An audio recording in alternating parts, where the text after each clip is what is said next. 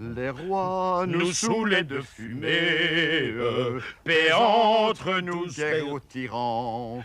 Appliquons la grève aux armées, crosse en l'air et rompons les rangs. S'ils s'obstinent, ces cannibales, à faire de nous des héros, ils sauront bientôt que nos balles sont pour nos propres généraux.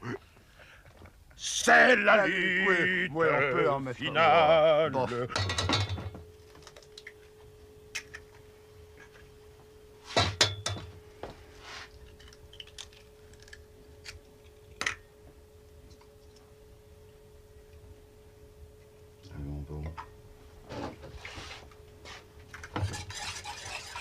Et on fait les choses bien pour ne pas devoir les recommencer. Les gens autour de moi pour qui de temps en temps j'accomplis quelques besognes vous le diront. Je suis parfois d'une efficacité redoutable. C'est sans doute un effet de la paresse.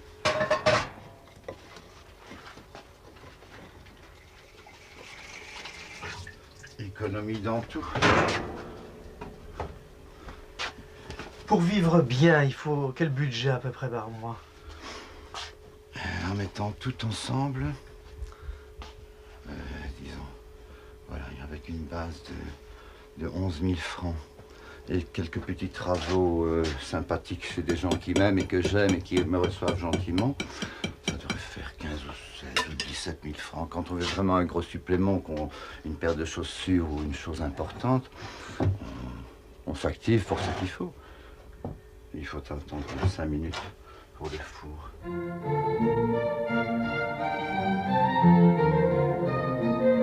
J'ai la chance insolente d'avoir hérité de mes pauvres parents qui étaient pauvres comme Job, mais d'une petite maison que vous voyez, il ne pleut pas dans mon lit.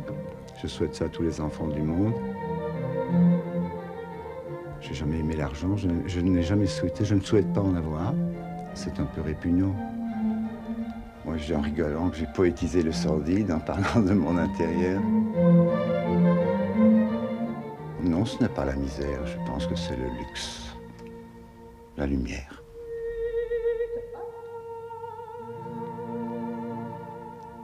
Et quoi encore? Ah oui, j'ai débuté ma brillante carrière en fonctionnaire. Ça s'appelait la caisse des vacances annuelles, c'était un gag. Ça présageait de mon avenir, ça n'a pas duré longtemps. Mais mes parents qui étaient braves comme tous souhaitaient quand même que je sois au moins fonctionnaire. Et heureusement, j'ai appris à vivre plutôt qu'à fonctionner. Ça ne vous intéressait pas? Ce qui m'intéressait, le travail, les études. Non, on n'a sans doute pas pu m'en montrer que c'était intéressant. Voilà. J'ai fait un milliard de petites choses, bien sûr, en ne faisant rien.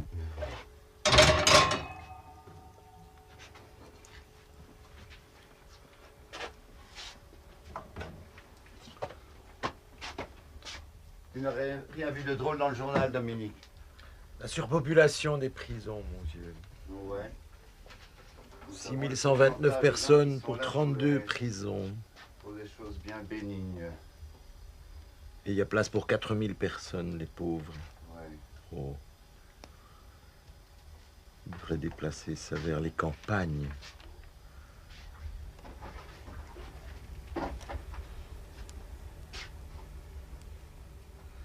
Dans le journal, vous ne lisez pas les offres d'emploi?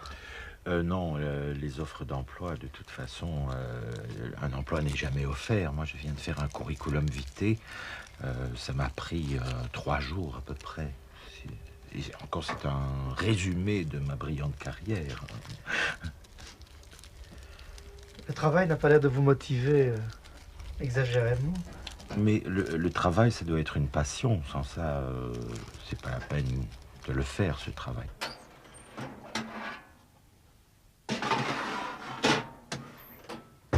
Ça grince un peu.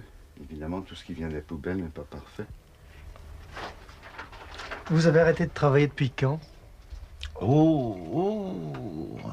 Mais depuis à peu près l'an de grâce 1974.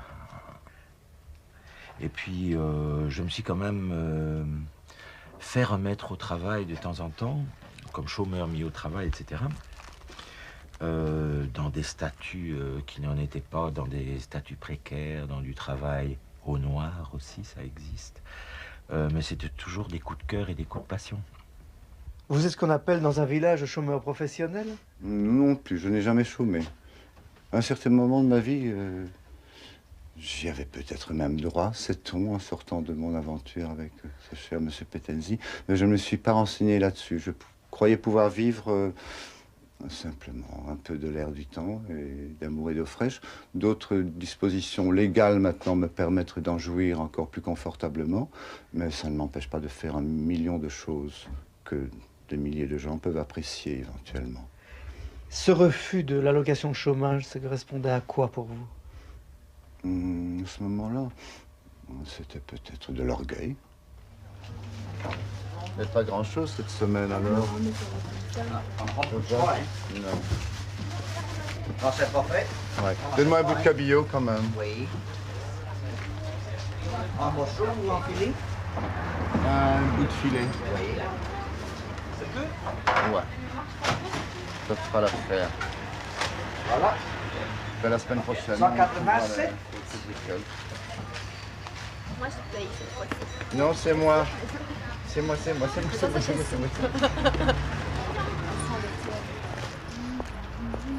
La gazette qu'il faut. Ah oui.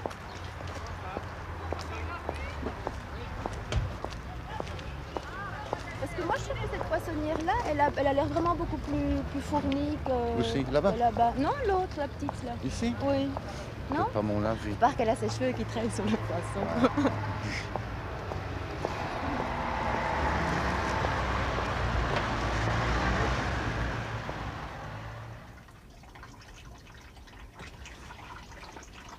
Ça, François l'a trouvé sur une poubelle. Elle fonctionne très très bien. Voilà.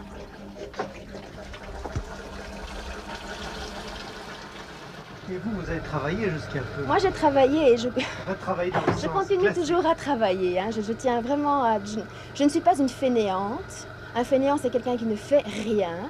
Je suis une paresseuse, c'est-à-dire que j'essaie au plus possible d'éviter les gestes inutiles, d'éviter le travail mal fait pour devoir le recommencer plusieurs fois. Mais je travaille. Vous étiez prof de quoi? J'étais prof de français. Oui, salut. Viens. Bonjour. Ça va? Est-ce que je peux faire mes devoirs? Comme d'habitude. Qu'est-ce que tu as fait? La lecture. Lecture de quoi? C'est ton journal de classe, là? Dictionnaire, page 84. La côte de France, éclairée par le soleil couchant, m'apparaît comme une main tendue pour m'accueillir. Et quand de bosser il eut l'âge pour la grande ville d'à côté, Dédé quitta son beau village, ça dura pas plus d'un été. Lui qui rêvait de gagner des briques, lui qui croyait se faire de l'osier. Après 3 mois dans une fabrique, il la traitait de vrai bousier. Avec ses chiens de contremaître et ses vendus du syndicat, l'avait raison, faut le reconnaître, Dédé réfléchit sur son cas.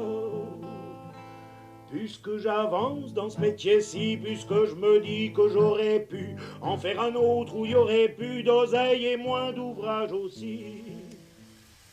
Qu'est-ce que vous ne supportiez plus à cette situation, alors vous travaillant et les autres étant hors du travail? Ben, ce que je supportais plus, c'était... D'abord, je vis avec un créateur. Et je ne participais plus à sa création. Ça, c'est une première chose. Et vivre avec un créateur, c'est pas tous les jours facile. Et si c'est en plus, moi je suis littéraire, en plus pour être exclue de cette création littéraire, c'était vraiment très pénible. Et puis aussi, c'est que dans le groupe de gens avec lesquels je vis ici, c'est que j'étais la seule à vraiment aliéner ce que moi je suis à cause du travail, quoi.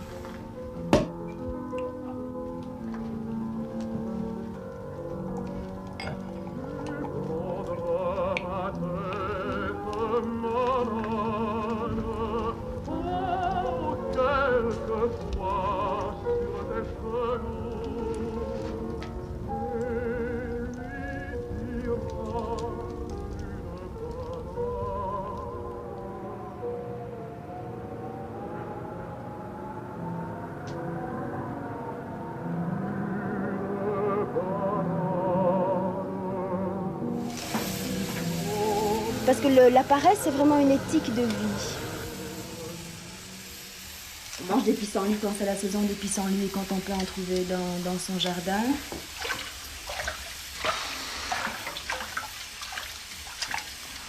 On accommode jusqu'à la dernière limite ce qui reste des repas précédents, mais c'est pas fait avec honte, c'est pas fait avec oh merde, il faut. C'est vraiment c'est quelque chose qui est tout à fait naturel, quoi.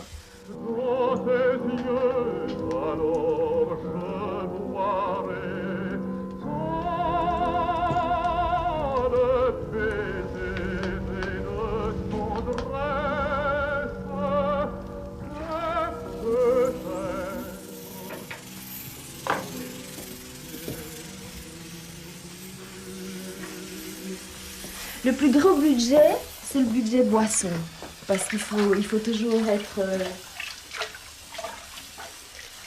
C'est un peu maison porte ouverte, jardin porte ouverte aussi, et il faut que les gens qui débarquent ici se sentent bien.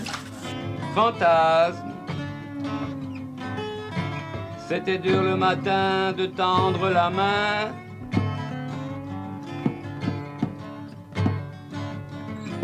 Toujours un peu pâte blanche, le pain à gagner sur la planche, la mine enfarinée s'en va boulotter.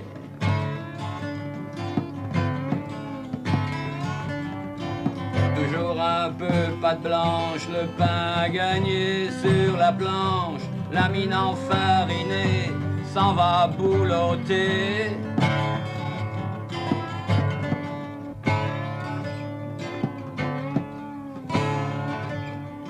Fantasme, marasme, fantasme, marasme. Il y a une question qui vient à l'esprit de beaucoup de gens en nous rencontrant, en nous parlant, c'est « Et si tout le monde faisait comme vous ?» On peut se demander ce qui arrivera à la planète. Là, vraiment, je m'interroge follement. Qu'est-ce qui pourrait nous arriver si les gens agissaient d'une façon responsable ?